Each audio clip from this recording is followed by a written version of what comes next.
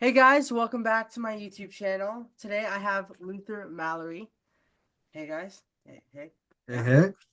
hey. Yeah, so we met on Destroy the Stage, and that was hosted by Canadian Music Incubators, and I was just I was in awe of your teachings. I was in awe of how you delivered the performance. So we're here today, and we're just going to be asking a few questions. Luther Yeah, Mallory is a renowned artist performance coach, keynote speaker, and music artist. He is an expert in teaching stage presence and performing artists and business professionals. His focus is on psychological barriers holding back people from accessing their most fearless and confident selves on stage. Anything else you would like to add?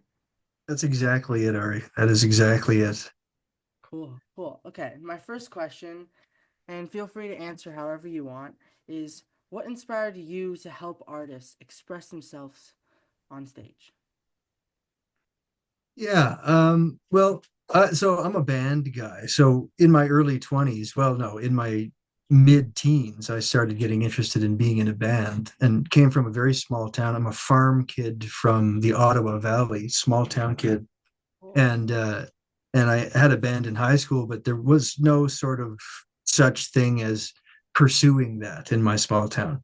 Nobody else really doing it. So I moved to Toronto to pursue this thing. And so I had a band for about 10 years or so. And as the front person and occasional guitar player and songwriter in this band, toured North America and into the States and had a bunch of records and all of this stuff. And then when that sort of came to an end and I had played 600 or 700 or 800 shows and kind of thought about my life and went, what's the next thing? I kind of thought I'm going to pursue this still, being an artist, but also I could pivot into this thing, which is performance coaching, because the only thing it turns out that I learned in all of my teens and 20s is expression and performance. I really didn't do that much of anything else in my entire teens and 20s, but write songs and express myself and perform. So that's kind of what I know about. So it was kind of a simple transition into this thing where I would show artists kind of what I know. So I forged my way back to Toronto after a brief break and figuring out I wanted to do this thing. And then I asked every artist that I'd ever met, really, can I come to your rehearsal? And for 4 months or something, like every day, I would go to someone's rehearsal in an evening and sit in their rehearsal space and sit on the couch and look at them rehearse from third person. So instead of being in my own head in rehearsal, going, "What's happening?" What kind of thing, sitting on the couch, going, "That's interesting. I recognize that fear. I recognize that barrier there," and started to really write a lot about and figure out how to explain these abstract ideas in performance, like the moment and things like this that people say you got to be in the moment, but nobody really goes, well, what is that? What even is that? So started to really get into the expressive side, as I like to say, of coaching other artists in how to unlock expression, their suffocated creativity and expression that's locked behind these fear barriers. Wow. And you went to see people's rehearsals to learn and to eventually teach those ideas that you identified, or just to learn for just to critique them? Or you went to I had mostly to learn, really. Like as soon as I got the idea, let me see if I can become a performance coach.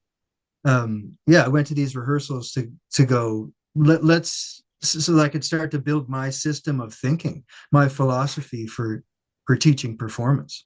so it's like an artist just developing your craft, pretty much.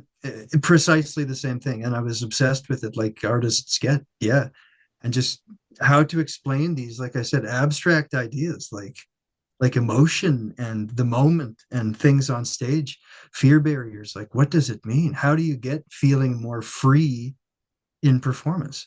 So really interesting. And then 11 years later now, I'm almost finished my first book on my methodology. So I finished it, figured it all out sort of. That's really cool. Okay, I'll be on the lookout for that. Okay, cool. A question I came up with is What is the most common psychological blocks performers face? Now, like, I'm sure you have lots of experience just with many different problems, just breaking down artists. But what do you feel like the biggest one or the one you notice a lot would be? Here's an interesting one. It would be the problem of more is more, I like to call it, which is the compulsion that an artist has when they're on stage that they should be doing more. So the constant nagging feeling, the ego talking to them saying, this isn't enough to be a performance. What do you think this is? Like, you got to move more. You've got to look at people more. You've got to be more intense. You've got to be more emotional. Something like this. This plagues a lot of artists on stage when they're being looked at and they're going, is this enough to be a performance? And their brain's going, no, it's got to be more. And it simply doesn't. That's a trap, really. It doesn't have to be more. It's just a hiding place for people, really.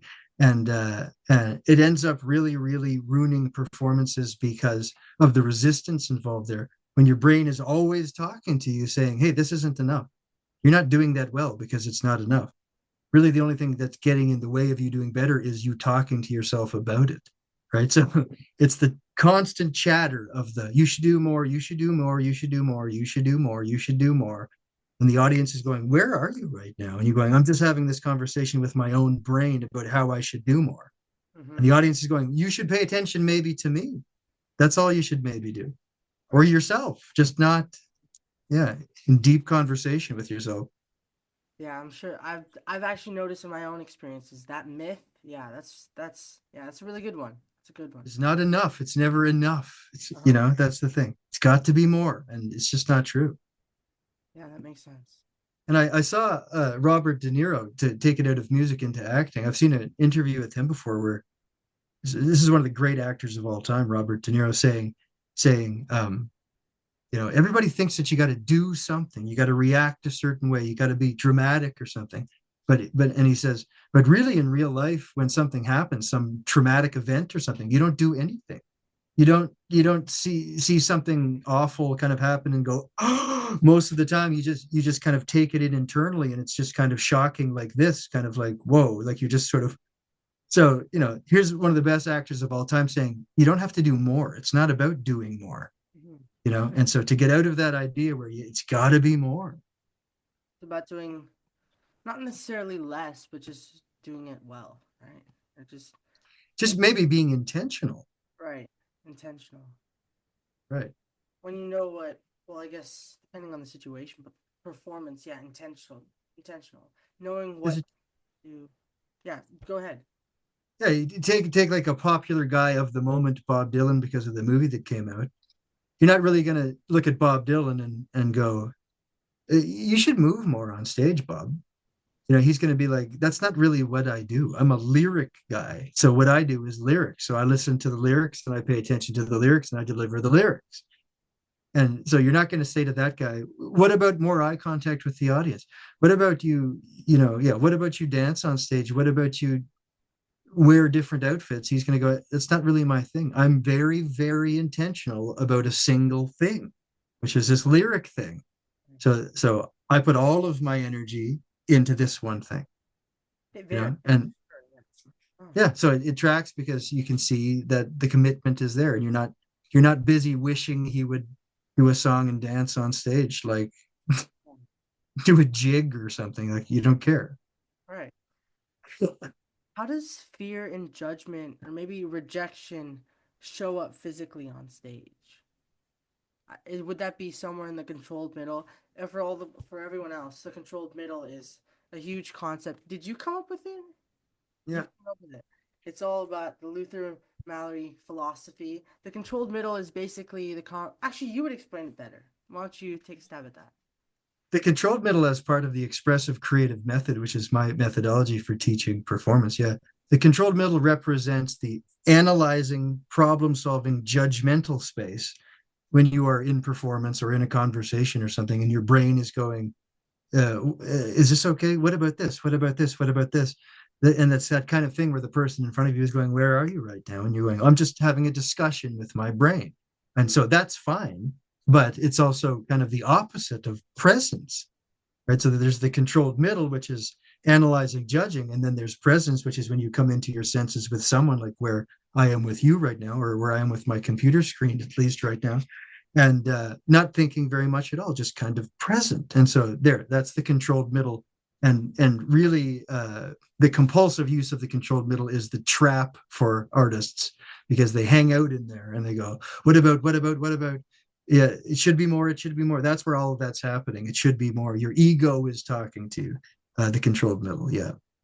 Being in the moment, that's basically putting the controlled middle aside and just being presence, right? And that would not involve the controlled middle, but it does play a important part in performance, right? That's right. And perhaps even better than that, acceptance of the controlled middle, because it's not bad at all. And it's good to think, so you kind of rotate into the controlled middle.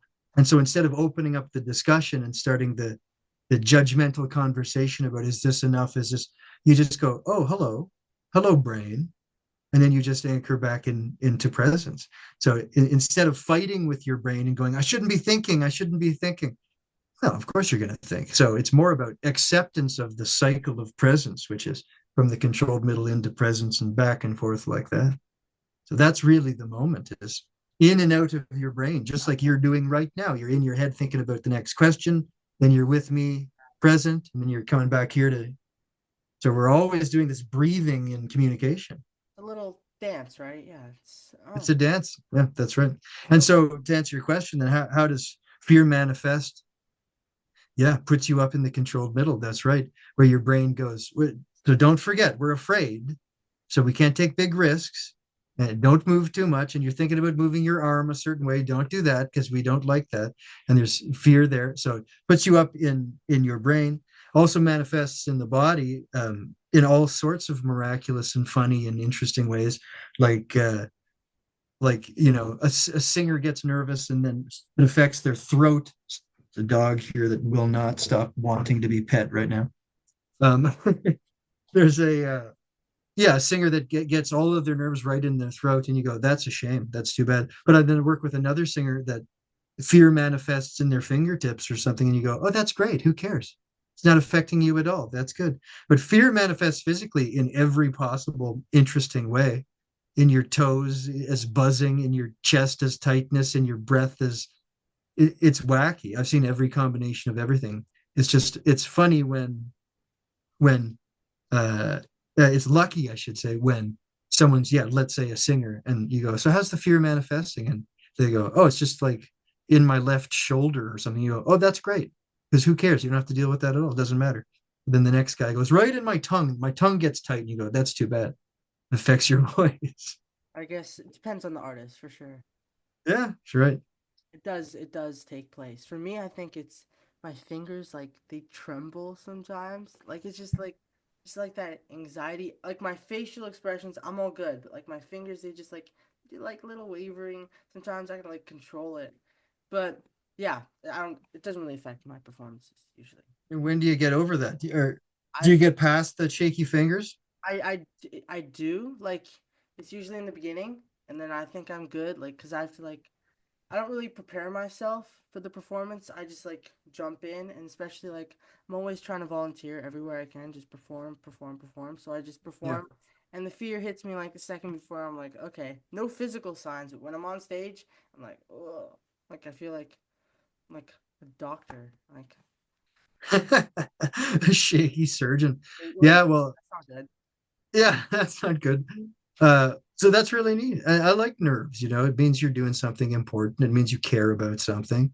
And if you added a pre-show ritual to that of some sort, you probably could get rid of the shakiness before you even get on there. Hmm. Just yeah, I've been trying to just do a little like calm meditation before I know I'm performing. If I don't know I'm performing, I'm not really sure how to do that exactly. But Well, think about that too. Like you do a calm meditation before, as a pre-show kind of ritual, mhm. which meditation, it tends to often in that kind of capacity put somebody up kind of in their head a little bit, and but you've got a shaky hands thing. So imagine you replace that meditation idea before a show with running around the building 14 times. Then you'd be like, whoa, I got energy in my body. I'm like, I have access to my physicality and my senses here. And I don't mean 14 times really, but I mean like make it a physical warm up to combat the physical manifestation of nerves. Ah, okay. Okay. I'll try that. That sounds Yeah. yeah, thank you. Just another question is what's the connection between authenticity and stage performance? And how exactly would an artist figure that out in themselves? It's that that's a huge question. So just any little insights or tips or thoughts you have on that?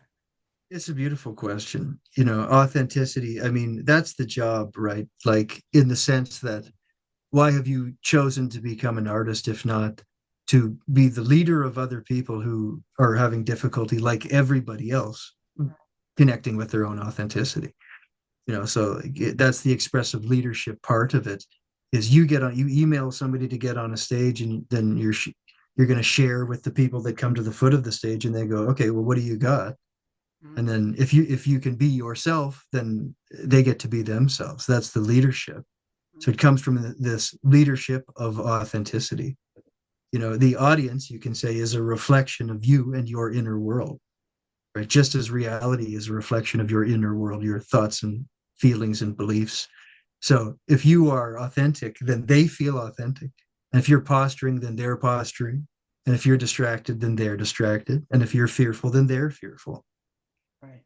They're Right. just So in yeah, some. so they come to the foot of an artist's stage really to say, all right, can you show me how to feel more connected to myself? And so that's the job of the artist on a stage there is to go, yeah, I can. How would you do that? Well, connecting to yourself. You got to do it by showing it, right?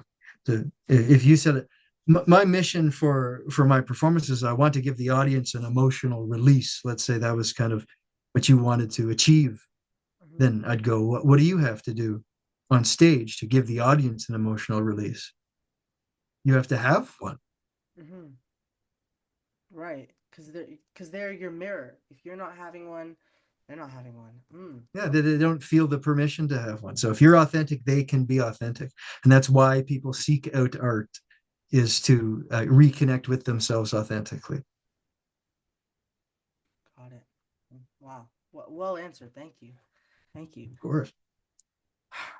What exercises on mindset or mindset shifts do you recommend for someone who wants to feel more free and more liberated when performing? Because performing on stage comes with maybe viewers you would know what performance is like, but it comes with a lot of emotions, a lot of thought beforehand, a whole bucket load of stuff. But when you're in that space trying to, well, of course you're playing that dance with the controlled middle and you're just getting into the getting you're still performing. You're not completely unconscious, but you're just more liberated, more free, more relaxed. Do you have any tips for that?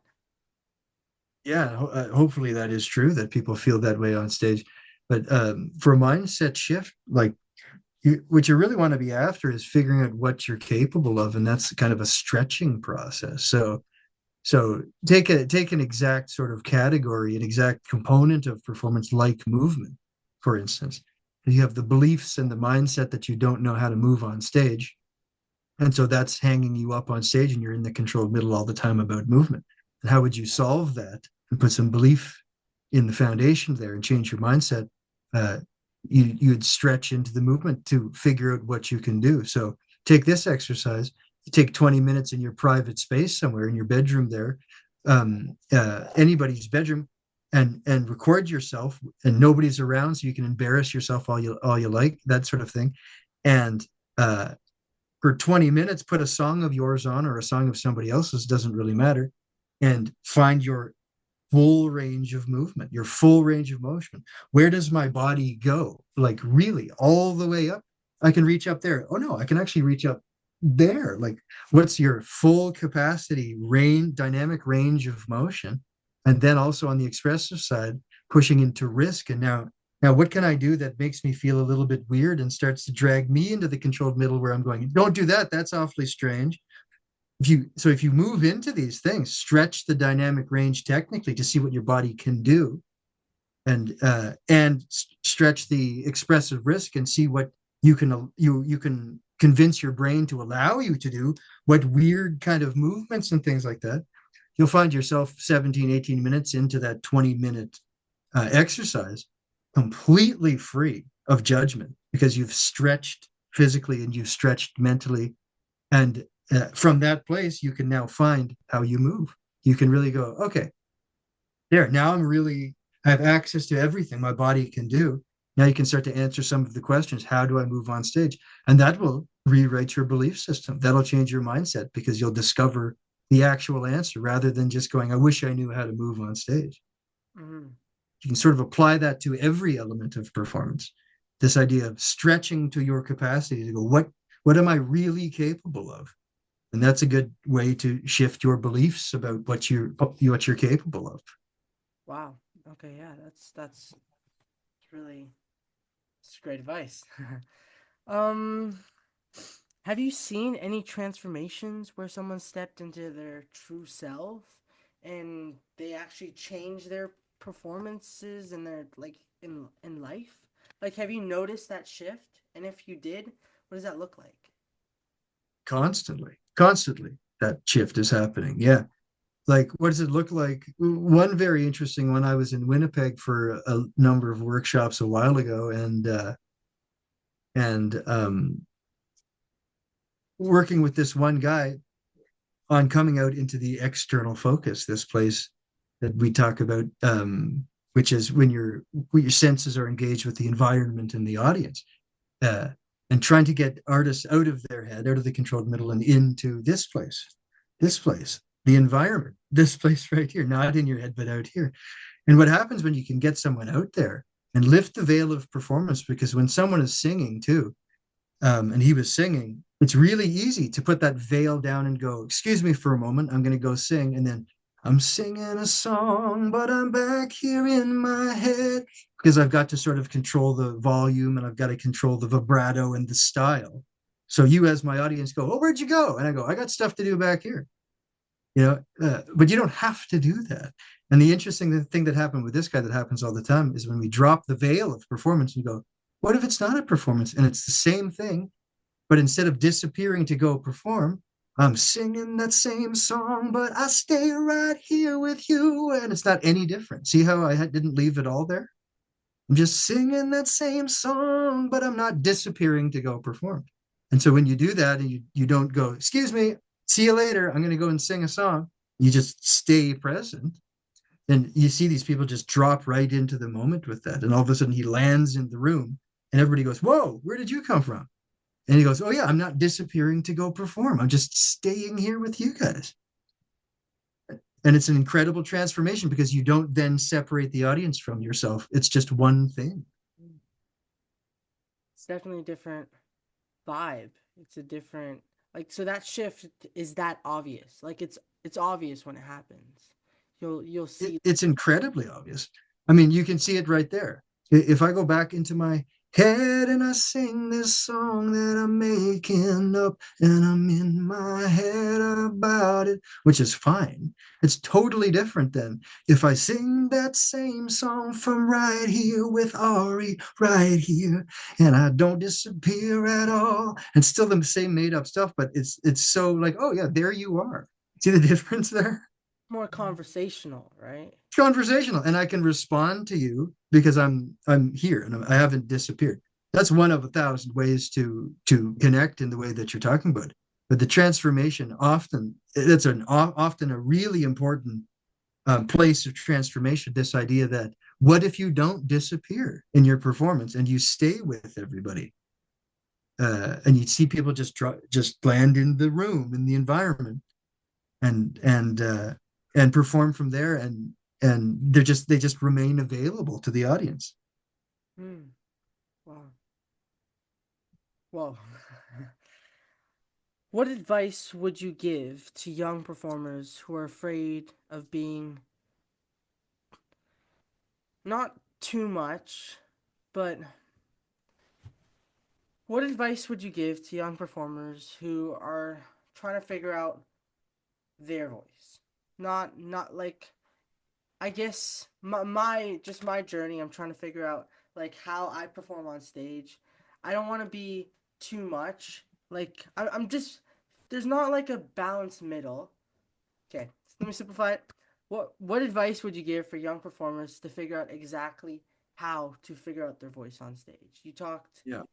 about just figuring out, like, would you know, like, the second you're like on a performance, you do a performance, you'll know, like, okay, well, I really like that, and just add it to the bucket of things you incorporate, like, or is it Yeah. more like you do a performance, you'll be like, I really like that, that's my voice, that's like my thing, like, and you just Yeah. it, like, it's right now it's really foggy the path for me. Oops, got 10 Well, minutes. what you're talking about is exactly how you do it, which is identify something that you've done that was exciting. And you go, oh, that was neat. Should I put that in the bucket in my routine there? Yeah. Oh, I like when my voice did that. Should I use that? Yeah.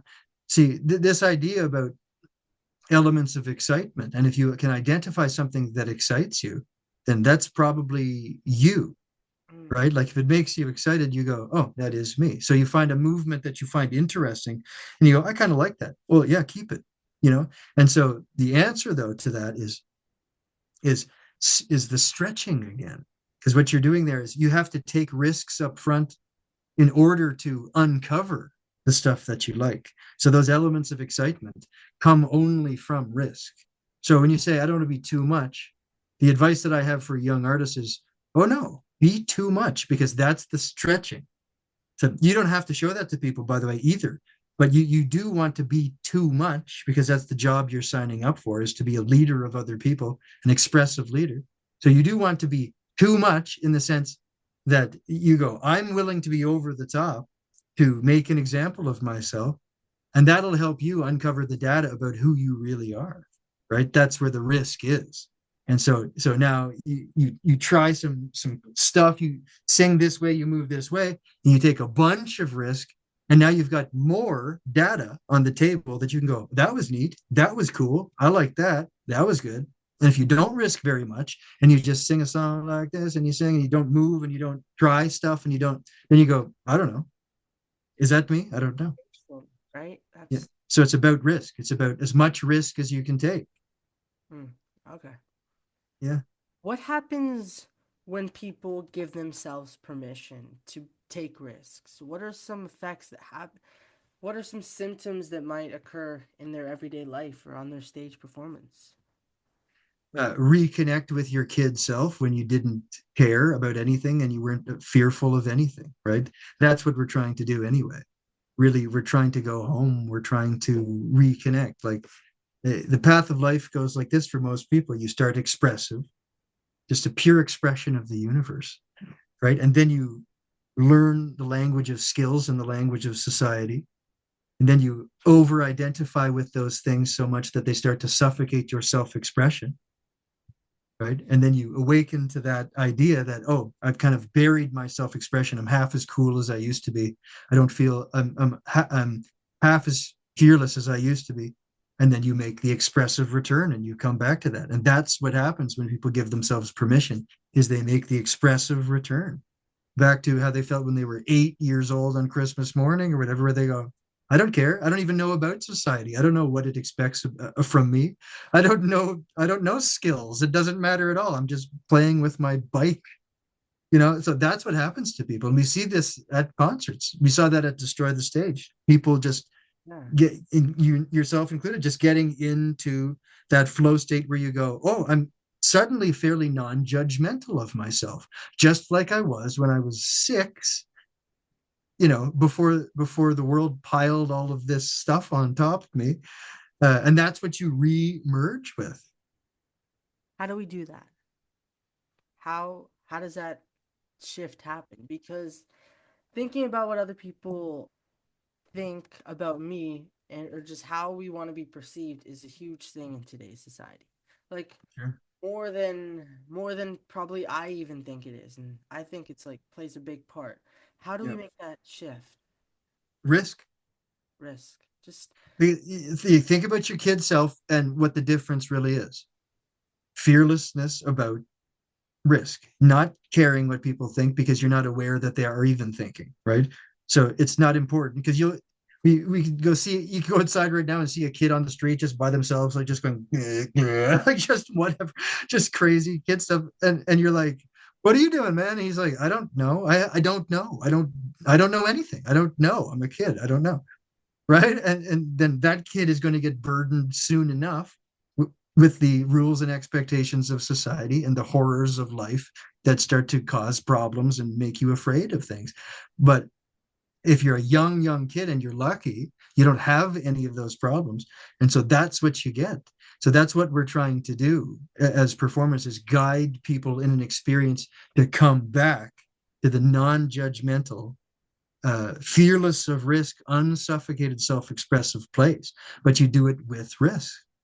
Yeah. So if you can take big personal risks on a stage with your voice, with your movement, with your command of the audience, with all of that stuff, from this fearful place, it will remind them that they are also capable of such things. Again, the mirror idea, right? The reflection idea. And then they get to re-emerge with their non-judgmental space as well, like who they used to be. But so it comes from risk, and there has to be a leader of that. If you're not going to do it yourself, you go to the foot of somebody's stage who will do it with you. Stage presence in some way reflects your like everyday life, right? So how could we practice taking risks in our everyday life? Is there any way to Yeah. implement that? Yeah. I mean, so that's always the thing, right? Like I'm always talking to people about the life level and the performance level, because as you say, stage presence is, and all of these skills are affected by both levels. And of course, at the life level, how you are in life is how you're going to be on stage in some ways. And so, how do you explore risk and uncover more risk and unsuffocate self expression at the life level so that you can take it on stage? I don't know, go to the grocery store with a bubble wrap helmet on. What would that do? Mm-hmm. What would that do? So you'd go to the grocery store, you'd leave the house with a bubble wrap. This is a random idea, bubble wrap helmet on. Your brain would go, don't you dare do this. This is insane. This is inviting ridicule. And you'd go, I'm going to do it anyway. And then you'd leave the house and you'd have to push through the fear, and your brain would go, oh, okay. Because you're still moving forward. Get to the grocery store. It's still horrifying. You go in the grocery store. The first five people are looking at you. Somebody's pointing at you, the bubble wrap hat on. You still didn't die. Still nobody really cares at all. And your brain is still going, this is stupid. This is stupid. But 8 minutes into this whole process, your brain is going, I guess we're just doing this. Is this fine? And you go, clearly it is fine. Aren't we getting the evidence? Haven't we stretched into this risk enough that I've proven to you, sweet, sweet brain, that none of this is really important? And what you would find is yes. Like it's very unlikely that somebody's going to throw a watermelon at you. You know what I mean? Like it's more likely that people either ignore you or think you're a legend for that. Mm. And so you would go home and you would feel all of this courage from all of the risk you took, and you'd go, oh man, am I a legend? I can just do that. Mm. And you breaking really the spell, you break yourself out of the matrix that way and go, are these rules and expectations of society really true? No, almost none of them are. No. Not even If not. right. Yeah. It's really just built on the idea of just fitting in and wanting to be one and just like being part of a group. But yeah, yeah, that's Exactly. And so that's why the job of the artist is to be the person that does not follow the construct, mm, right? At least on stage doesn't follow the construct and goes, I'm willing to remind all of us that none of this is real. mm, Right. I'm going to do that through my own self-expressive risk to remind you that you can do whatever you want. You can wear a bubble wrap helmet to the grocery store. And by the way, the people in my program and the people in my workshops and things, we do those challenges. That's a straight up challenge right from the thing, where it's like wow. the next 4 days when you go in public, Mm-hmm. go a little crazy, like wear something that just pushes you into that risk so that you can come to terms with your and train your brain that this stuff is fine. That's awesome. Yeah. I do these little adventures I just kind of came up with the concept because I don't like fitting in.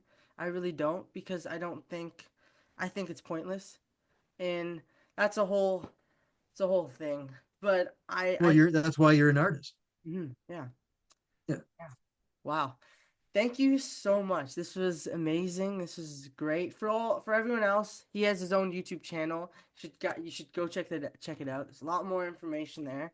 This was a little deep dive on you and just performance, and it was amazing. Yeah. Thank you. Much appreciated, Ari. You're a legend, man. I really, really like you. I really believe in you and what you're doing. It's excellent to see. Thank you. Thank you. Yeah, we should do this again, but for now, it was great. It was great. Yeah, thank It you. was great. Thank you, my